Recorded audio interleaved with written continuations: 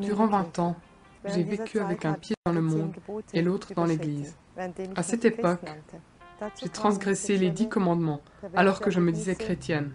À cela vinrent s'ajouter des expériences sexuelles et perverses, ainsi que de l'occultisme. Mon mari m'était de plus en plus infidèle. Alors, ma réaction fut d'en venir à la sorcellerie pour lui souhaiter un accident, une maladie. J'ai même été jusqu'à lui souhaiter la mort. Qui sème le vent récolte la tempête. J'ai été transportée à l'hôpital en ambulance comme lors d'un accident. Le diagnostic établi a été grave dépression. Après 10 jours, je me suis retrouvée mourante. Je m'aperçus alors que mon esprit et mon âme étaient attirés hors de mon corps. Une fois sortie de mon corps, je me suis retrouvée dans un lieu ténébreux.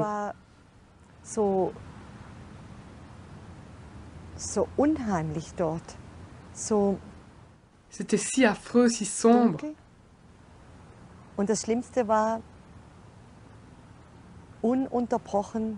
Mais le pire, c'était d'entendre des pleurs et des douleurs incessantes. Ici, sur cette terre, il y a aussi des pleurs et des lamentations. Mais là-bas, c'est encore plus fort.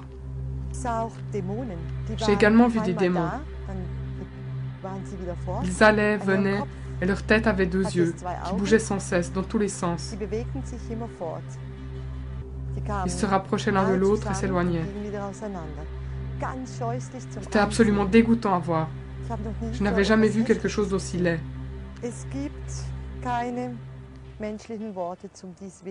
Il n'existe aucun mot humain pour décrire cet endroit horrible.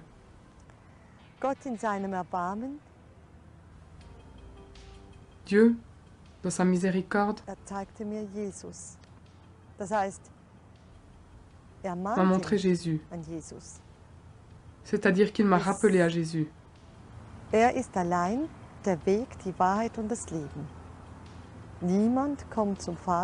Lui seul est le chemin, la vérité et la vie.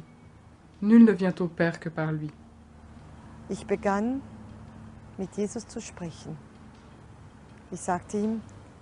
J'ai commencé à parler avec Jésus et je lui ai dit, « Je ne veux pas encore mourir, je suis trop jeune. »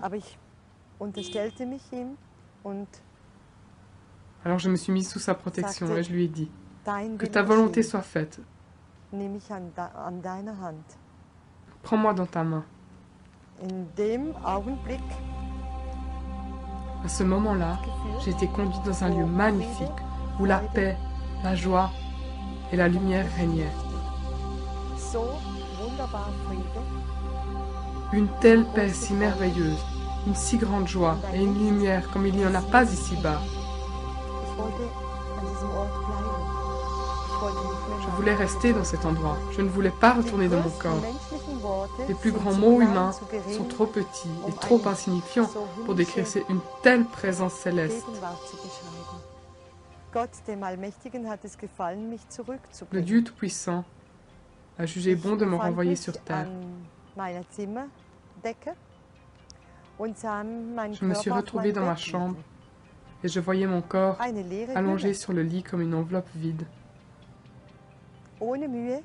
Sans effort, je suis revenue dans cette enveloppe. Le tout a duré environ 4 minutes. Je m'appelle Nancy Shandy et ce que je veux partager aujourd'hui est mon expérience, en fait mon témoignage de comment Jésus s'est révélé à moi, m'a emmené au paradis et aussi m'a emmené en enfer. J'étais devant des portes énormes. Ces portes brillaient avec tant d'éclat et de lumière. Et ces portes étaient décorées de bijoux et de pierres précieuses. Il y avait tellement de lumière et de gloire qui émanaient de ces portes que j'avais du mal à les regarder. Les portes s'ouvrent et un ange arrive et l'ange dit « Entre ». C'est comme ce qu'on lit dans la parole. Les rues sont pavées d'or et il y a tant de radiance et tant de lumière et il y a tant de joie. La chose que j'ai vraiment ressentie au paradis, c'est la paix. c'est la paix et l'amour. C'est comme si, vous savez, tous vos soucis et toutes vos inquiétudes disparaissent. Vous oubliez tout ce qui est sur la terre. Après un moment, je savais qu'il y avait quelqu'un qui venait, une force. Il y avait une force qui venait vers moi. Mais en même temps, ce sentiment d'amour par-dessus toute explication, vous savez, venait vers moi. Et je me retourne et d'un seul coup, boum, je me retrouve prosterné au sol. Et c'était Jésus et Jésus me dit, viens, je dois te montrer certaines choses. Et juste après ça, je me retrouve dans un jardin magnifique.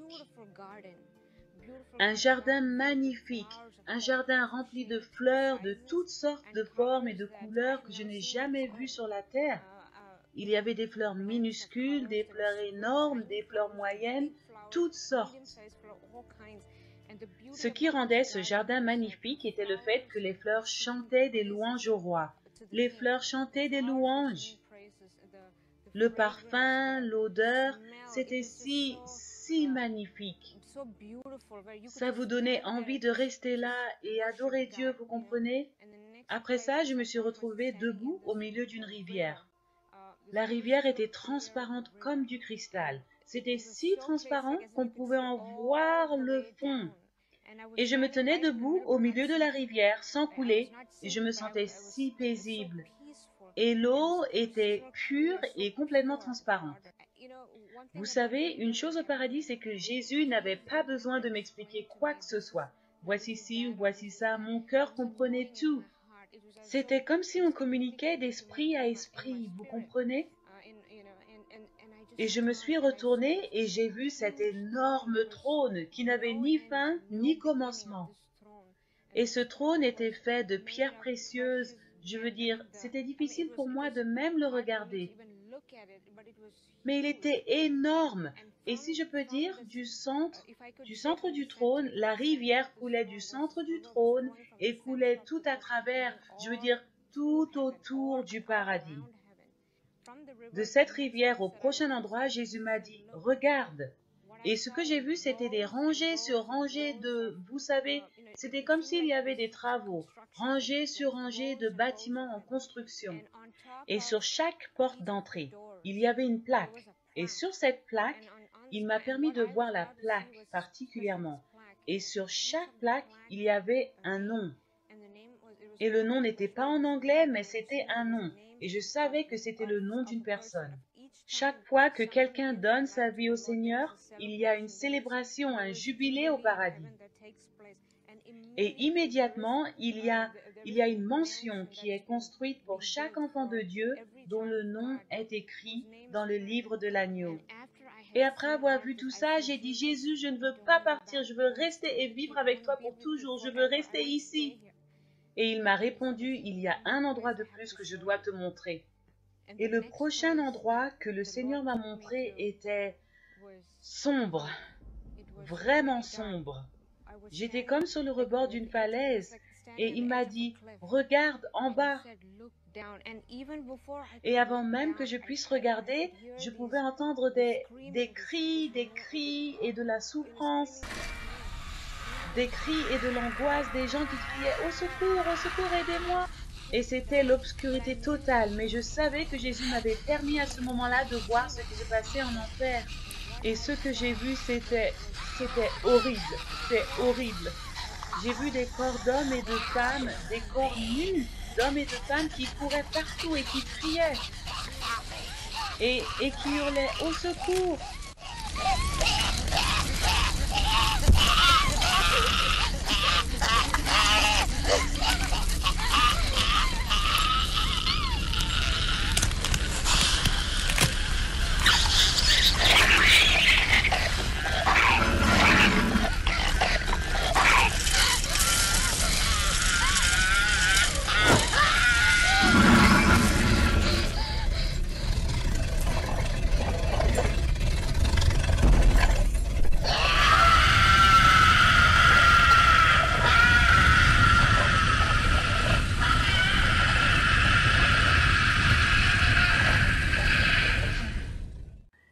des silhouettes de démons qui étaient laids et terrifiants, qui rappelaient à ces gens, qui les rappelaient toutes les erreurs et les péchés qu'ils avaient commis constamment et sans arrêt. Après ça, j'ai vu des griffes. Ces créatures avec des griffes, elles déchiraient le dos des hommes et des femmes. Et ils criaient, ils se faisaient griffer et déchirer et ils hurlaient. Et la vraie torture, c'est que on ne meurt jamais là-bas. Je ne pouvais même pas dire un mot, c'était si traumatisant. En fait, je pouvais sentir la compassion que Jésus avait. J'ai regardé son visage et j'ai vu la compassion dans ses yeux, mais il ne pouvait rien faire parce que ces gens avaient choisi leur destinée. L'odeur était, si vous avez déjà senti le soufre, multiplié par 1 million ou 1 milliard. Cette odeur, cette puanteur était horrible, cette odeur nauséabonde était horrible, et les ténèbres de l'enfer sont terrifiantes. Et Jésus a dit, « Regarde !» Et j'ai regardé et j'ai vu le visage de ces gens. Leur visage apparaissait devant moi, le visage de ces gens en enfer. Et j'ai encore regardé et j'ai dit, « Mais Jésus, ces gens-là sont vivants. » Il y avait des visages que je reconnaissais. Et certains d'entre eux, je les connaissais. Ils étaient pasteurs et j'ai dit, mais ils sont vivants. Et Jésus m'a répondu, c'est pour ça que je te renvoie pour déclarer au monde la vérité, pour leur dire la vérité. Parce que mon Église est en train de périr, mon corps sur terre est en train de périr. Et dès qu'il m'a dit ça, je suis revenue. Il y a un paradis, il y a un enfer, il n'y a aucun autre choix. Chaque personne ira soit au paradis, soit en enfer. Et c'est le moment de choisir, vous comprenez ? D'examiner notre cœur. Où va-t-on aller? Quelle sera notre destinée? Quel type de vie menons-nous? Vivons-nous d'une manière à l'extérieur, devant les autres? Et vivons-nous une vie complètement différente en privé? On peut tromper les autres, on peut tromper notre famille, on peut même tromper nos conjoints. Mais le Dieu Tout-Puissant voit tout. Le Saint-Esprit voit tout. Mais Dieu est miséricordieux et il est un Dieu de compassion. Il est là, les bras grands ouverts devant nous, devant vous aujourd'hui. Il nous invite à venir à lui. Tout ce qu'on a à faire est de se donner à lui et de se repentir. C'est l'heure pour que l'Église revienne à son premier amour. Je pense que le message principal d'aujourd'hui, le message est de revenir à notre premier amour. Revenons à lui. C'est que l'Église, le géant qui dort, se réveille. Donc aujourd'hui, choisissez le paradis ou l'enfer. Well, those people, you know, you'd think that they would expire, that they would die, but apparently they can't die. The body you're equipped with in hell, you live forever. Because, you know, we're made eternal beings in God's image, and so our soul is eternal. It won't die. You know, like the burning bush. Remember, you saw it burning and it wasn't consumed.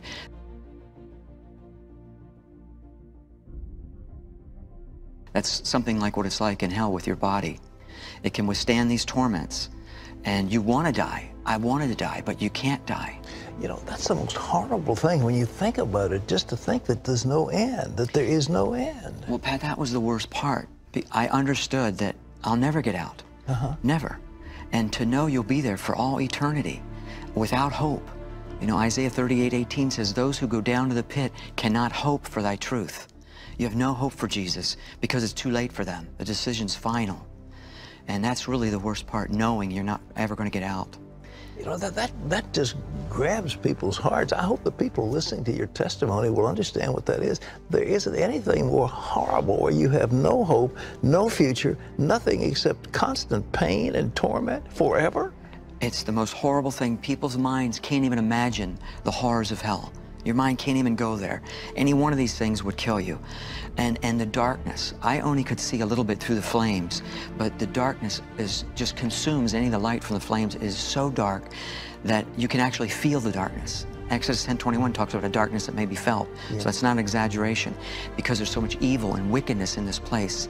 There's no love of any kind. You understand you're never going to get rescued. There's no angels to protect you. There's no one to talk to. You're not going to get out of this place. No one to talk to. There's no fellowship. None. You know. None. You're not going to get out. You're not going to People think there's going to be a lot of their buddies in hell. It doesn't work that way. That doesn't work that way. You're alone. You're alone forever. Forever. And that's why people need to know how important this decision is to make that we have in life here. You know, we serve a loving God. He doesn't want anybody to go to this place. It was made for the devil and his angels, not for man. But man will go there because God loves man so much, he gave him a free will to choose. Yeah. You know, and he said, your own words will condemn you. Did you finally cry out to Jesus? How'd you get out? Well, when I was viewing all this torment and people burning in the fire, I began being lifted up through this tunnel. And that's where this bright light appeared. Suddenly, this bright light.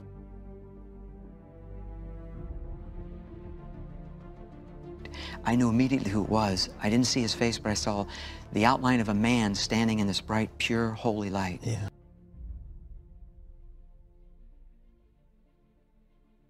Like no light I've ever seen. And I immediately knew who it was, and I just cried out his name, Jesus. And he said, I am. I collapsed at his feet. I don't know if I died, but he touched me. And when I came to, I started having thoughts, and he would answer my thoughts. And there was many thoughts. I don't have time to go through them all here. But yeah, I thought, Lord, why did you send me to that horrible place? He said, because many people do not believe hell is real. He said, even some of my own people do not believe hell exists. Which that statement surprised me because I thought all Christians believe in hell, but many of them do not. Sure. They believe in annihilationism or universalism or soul sleep. None of that's true. Jesus said in Matthew 25:46 that these shall go into everlasting life and these shall go into everlasting punishment. He used the same word, everlasting, aionios. So just as heaven is everlasting, so is hell.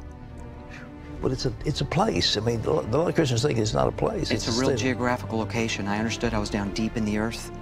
I understood there were different levels of torment and degrees of punishment.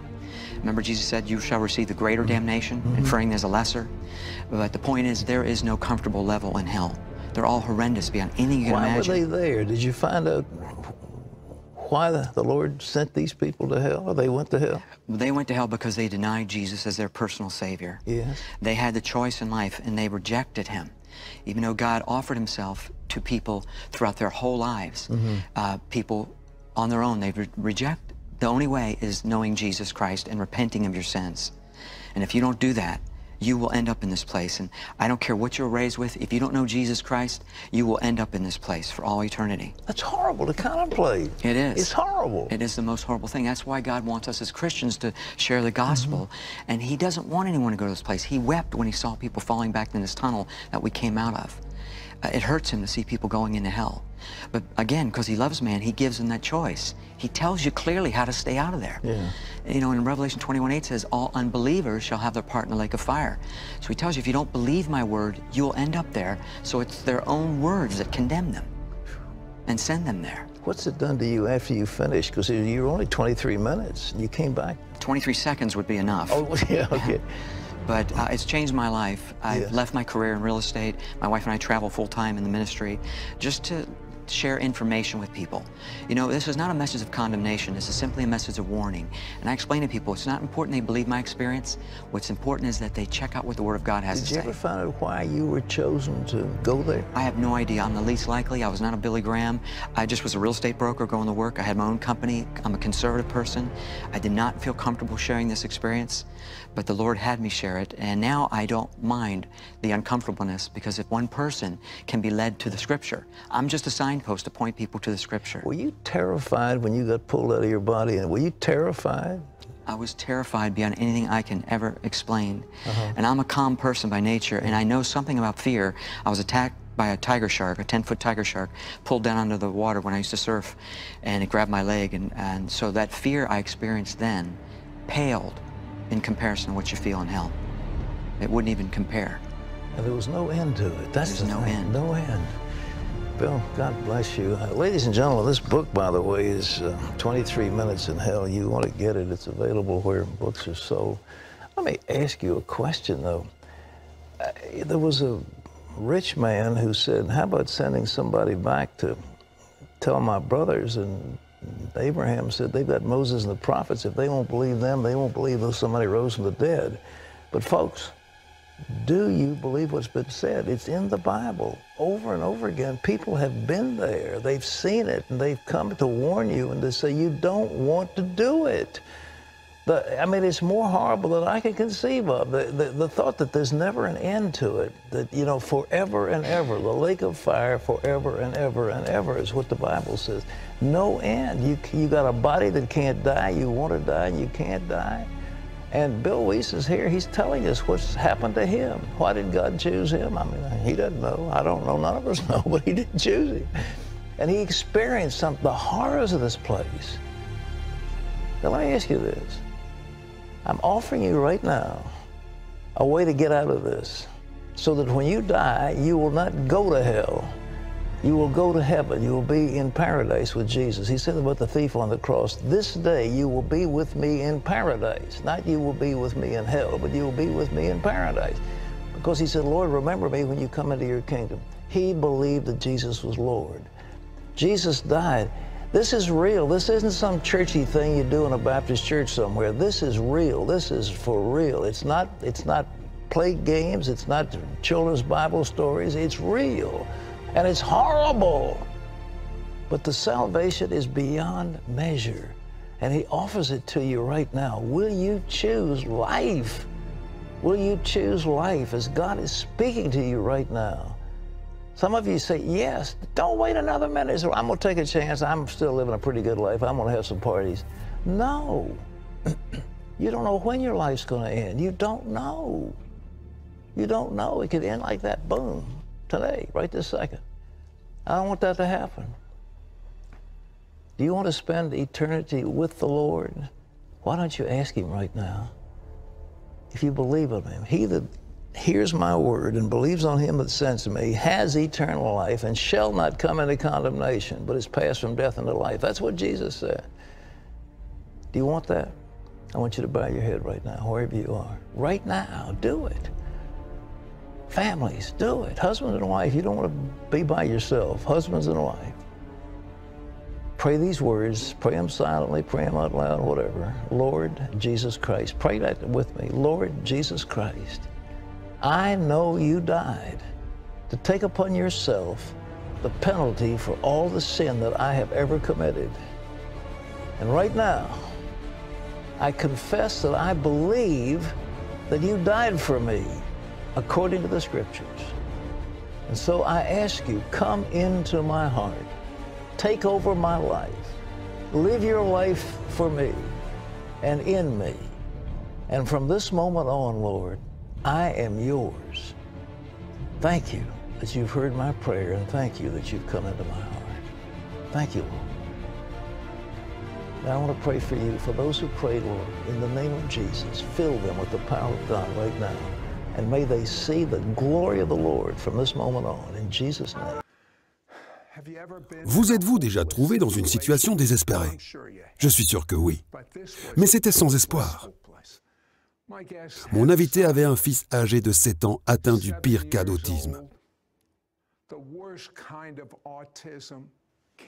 Il ne sait pas lire, il ne sait pas écrire. Et tout à coup, il commence à communiquer avec les pensées les plus profondes venant du ciel.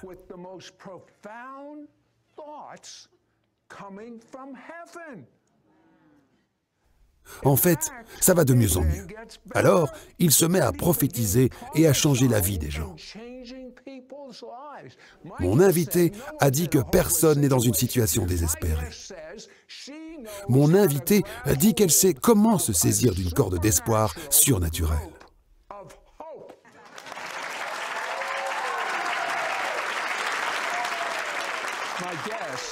Mon invité, Tony, vous êtes pasteur, l'un des nombreux pasteurs d'une méga-église.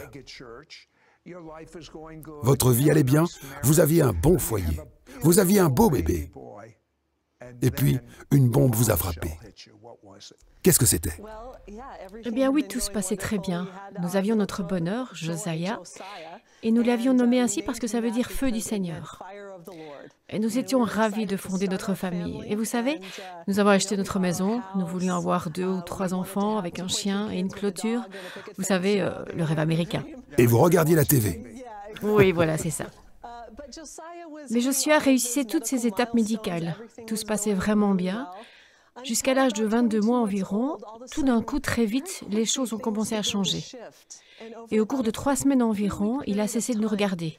Il a cessé de réagir à son nom. Tout à coup, il a commencé à perdre ce qu'il savait faire, et la quarantaine de mots qu'il connaissait a peu à peu disparu.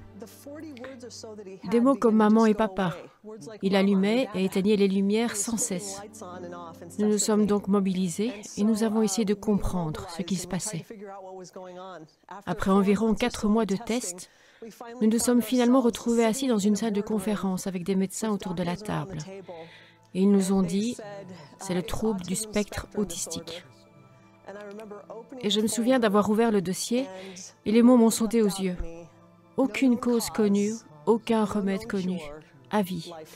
Et nous nous trouvions dans une situation désespérée. Et c'était vraiment ça mon combat. Dieu, où est l'espoir quand il n'y a plus d'espoir?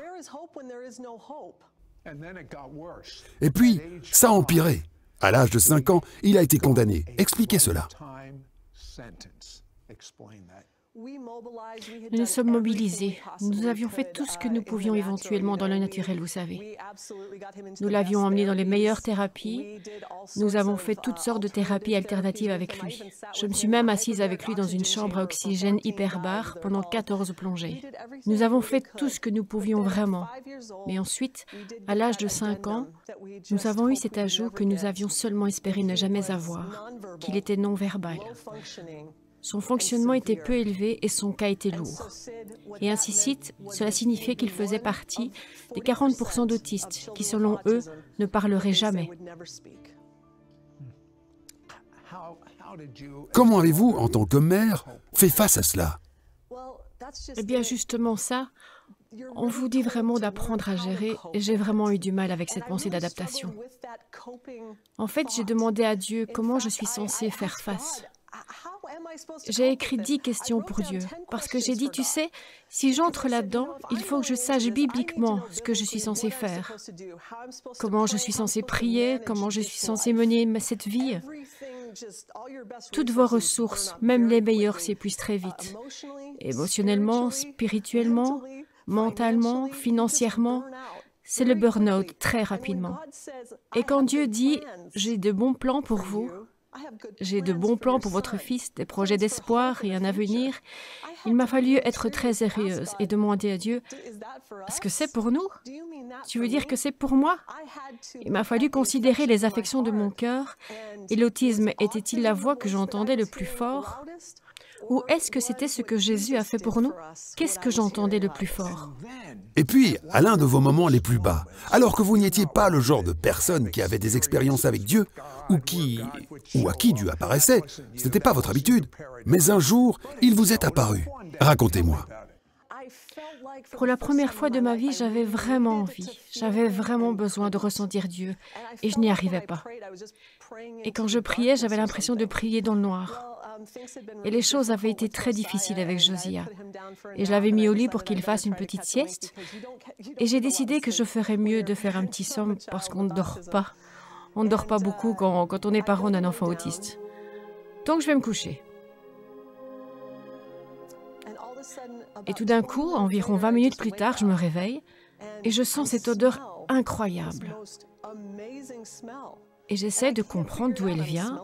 Je sens mes cheveux, je sens l'oreiller, je m'entraîne à flairer comme un limier. Quelle est cette odeur? Et ça sentait la vanille, la cannelle, presque comme la crème brûlée. Et je n'arrivais pas à imaginer d'où ça pouvait venir. Je sors dans le couloir. Ça ne vient pas d'ici. Je reviens dans la chambre à coucher et je me dis, je vais m'allonger une seconde. Et je vais juste l'apprécier. Et je vais, qu'est-ce que c'est? Et je me suis souvenu que ma mère m'avait raconté que quand mon père était décédé, il était mort à 55 ans et qu'elle était tellement mal. Et ce jour-là, elle a senti le parfum. Elle m'a dit, c'était le parfum de la présence du Seigneur. Et je suis allée, j'ai cherché sur Google, je suis là, la vanille, la cannelle, le parfum du Seigneur, vous savez. Et on entend dire que d'autres l'ont vécu. Mais si ce que ça m'a fait, ça m'a montré que même si je ne pouvais pas ressentir Jésus, il est venu et l'a remplacé, en atteignant mes sens pour dire que je suis là, Il y avait cette paix qui m'a submergée. Et puis vous avez trouvé quelque chose appelé méthode d'incitation rapide. Lui avez-vous déjà appris l'orthographe? Non. Il a commencé l'orthographe de manière surnaturelle. Il connaissait les mots. Et comprenez ceci, à quel point il connaissait de manière surnaturelle des concepts théologiques incroyables que les docteurs en théologie ne connaissaient pas. Et c'est encore mieux que ça. Il attrape son iPad et commence par écrire ça. J'ai entendu parler de miracles, mais ça, c'est hors norme. Vous lui avez demandé comment il avait appris à épeler ces mots? Je lui avais enseigné cette méthode appelée méthode de guidage rapide. J'avais regardé un documentaire, j'avais vu ce documentaire et j'avais décidé que je devais aller le chercher pour mon fils et trouver cette méthode particulière. Donc je faisais cette méthode depuis un an environ, mais un soir, je suis assise à la table de la cuisine et nous tirons une leçon de la Bible pour enfants. Et donc je lui ai lu une courte leçon et j'ai décidé de lire quand Jésus a guéri l'aveugle. J'ai donc lu la leçon et puis j'ai dit « Josiah, Jésus a guéri l'aveugle. Où a-t-il joué avec l'aveugle ?»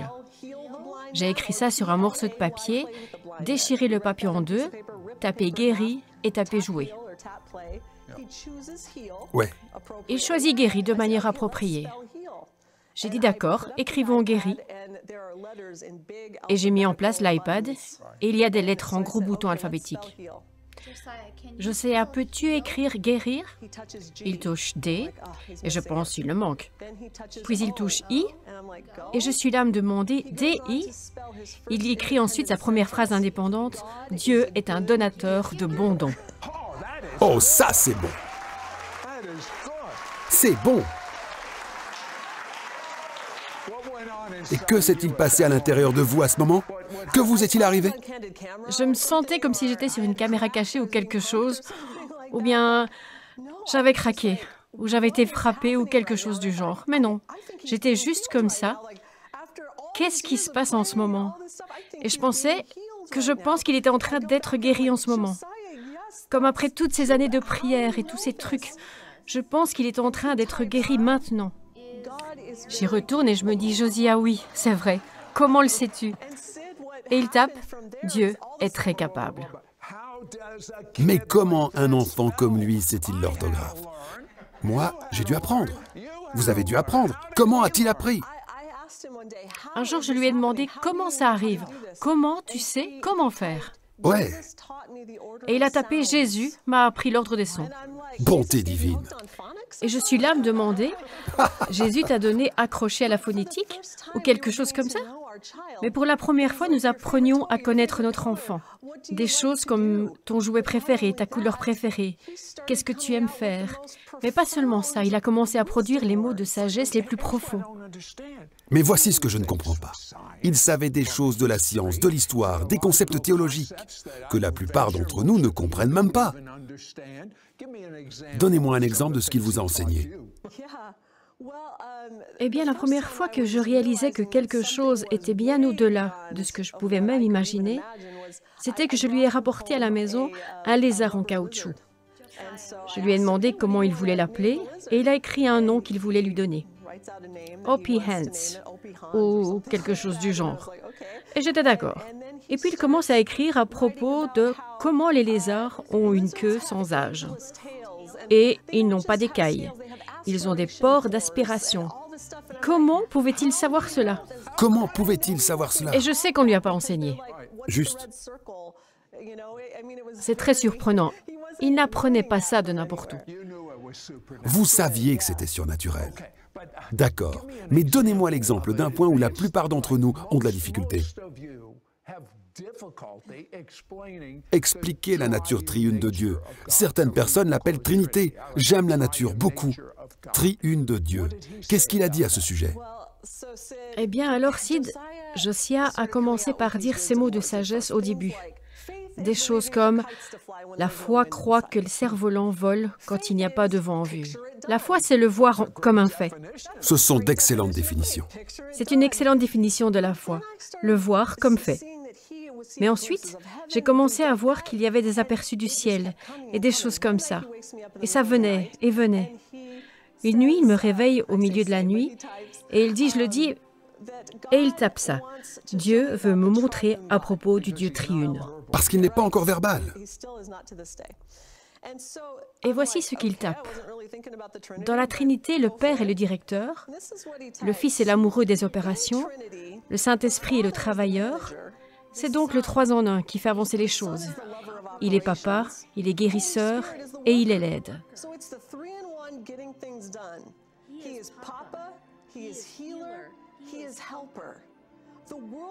Le monde a été créé par seulement 3 fonctions qui ont agi comme cela.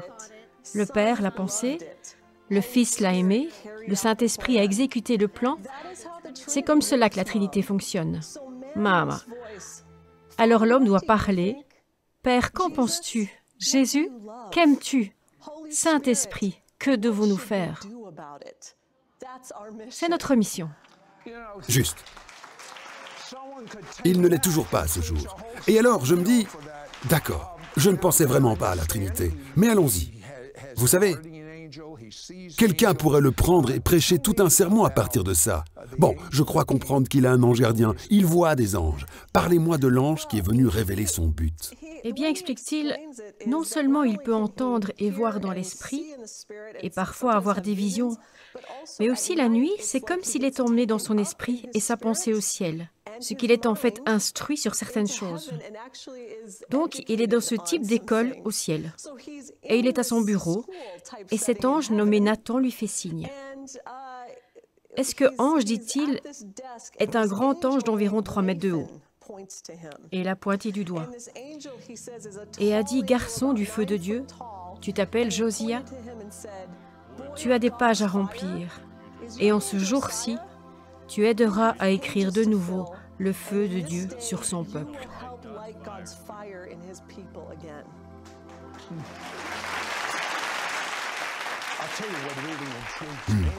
Je vais vous dire ce qui m'intrigue vraiment.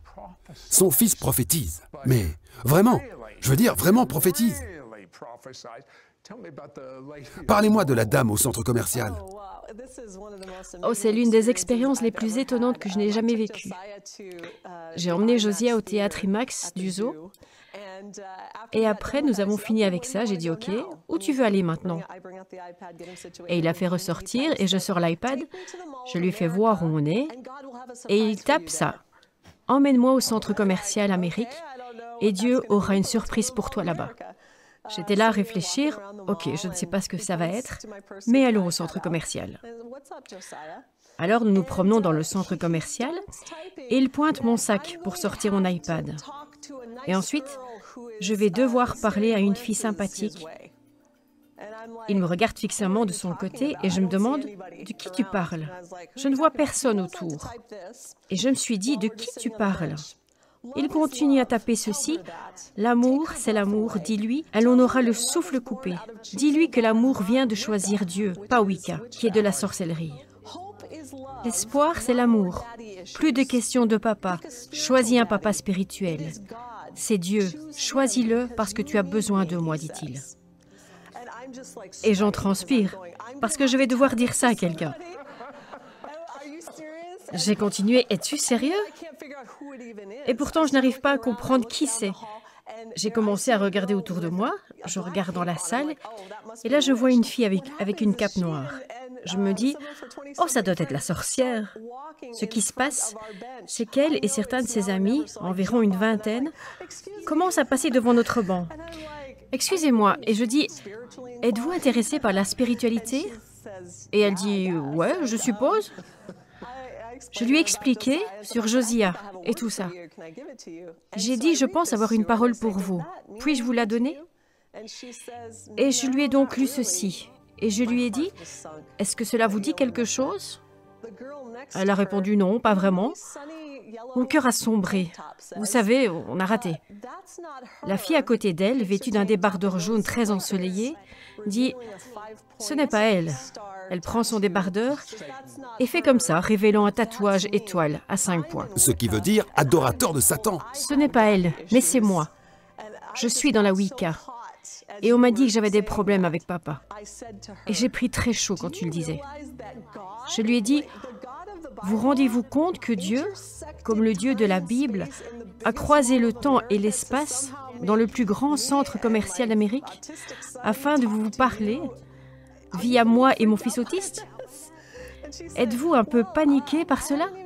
Et elle a dit, eh bien, je ne suis même pas allée à l'église depuis que j'étais en 3e. J'étais luthérienne.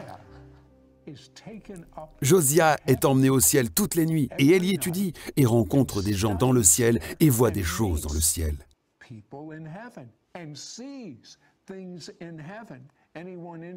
Quelqu'un est intéressé de savoir ce qu'il voit?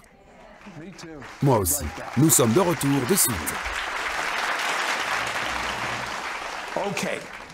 D'accord, il va au ciel, il voit de la famille qu'il n'a jamais rencontrée. Donnez-moi un exemple.